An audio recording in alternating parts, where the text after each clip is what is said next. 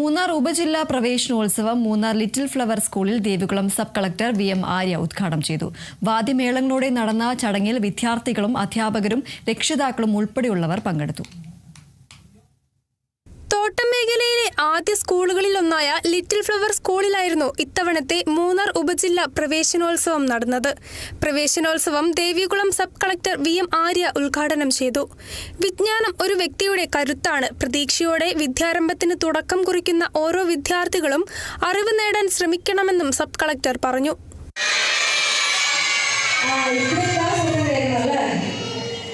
சரி, நிறைய மஞ்சள் காடு வச்சு தொப்பி பச்சை தொப்பியெல்லாம் வச்சிருக்கீங்க. என்ன நடக்குதுங்க?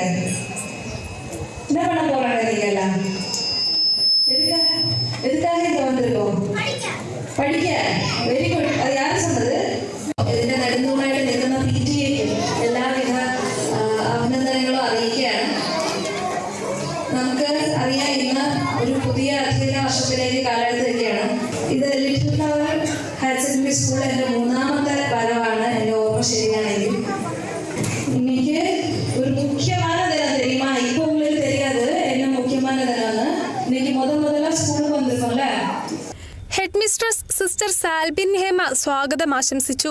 ആദ്യമായി സ്കൂളിലെത്തിയ വിദ്യാർത്ഥികളെ AEO ശരവണൻ, BPC അനീഷ് മാത്യു എന്നിവർ ചേർന്ന് സ്വീകരിച്ചു.